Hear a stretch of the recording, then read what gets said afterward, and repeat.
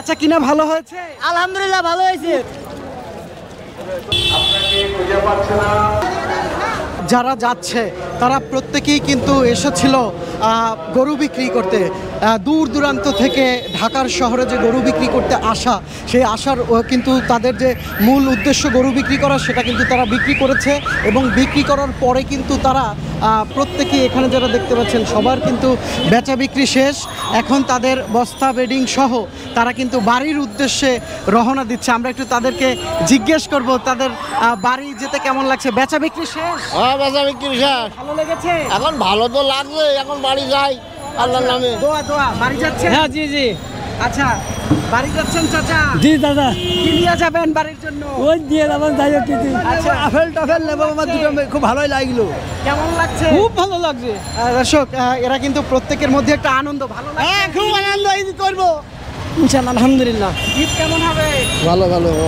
দর্শক, আমরা দেখতে পাচ্ছি এই যে ভিড়, বস্তা বেডিং সহ এই ভিড় হচ্ছে আনন্দের ভিড়। তারা কিন্তু প্রত্যেকেই বাংলাদেশের বিভিন্ন প্রান্ত থেকে রাজধানীতে আসলে গরু নিয়ে এসেছিল। এখন কিন্তু তাদের বেচা বিক্রি শেষে প্রত্যেকেই কিন্তু তারা গন্তব্যের উদ্দেশ্যে যাচ্ছে পুরা হাসি মাখা মুখে। কেমন লাগছে? হ্যাঁ মামা খুব খুশি হয়েছি। কেমন? খুব খুব খুব খুশি। বেচা কিনা ভালো হয়েছে? আলহামদুলিল্লাহ ভালো হয়েছে। মোটামুটি বাজার ভাসি ভালো হয়েছে। আচ্ছা, আমরা শুনতে চাই যে তারা যে বাড়িতে ফিরবে, বাসায় কি নিয়ে যাবেন?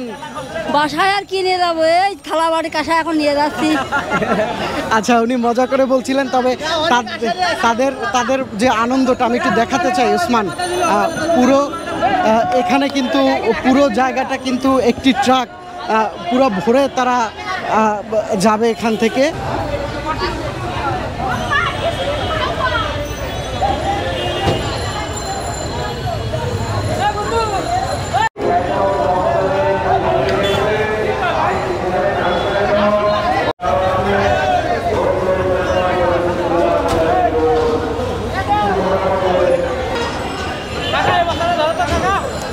এভাবেই তারা কিন্তু প্রত্যেকে তাদের স্বপ্নের গরুটি নিয়ে এসেছিল ঢাকার শহরে। এখন কিন্তু তাদের স্বপ্ন পূরণ হয়েছে, মানে বলা যায় যে তাদের শখের গরুটি কিন্তু বিক্রি হয়ে গেছে।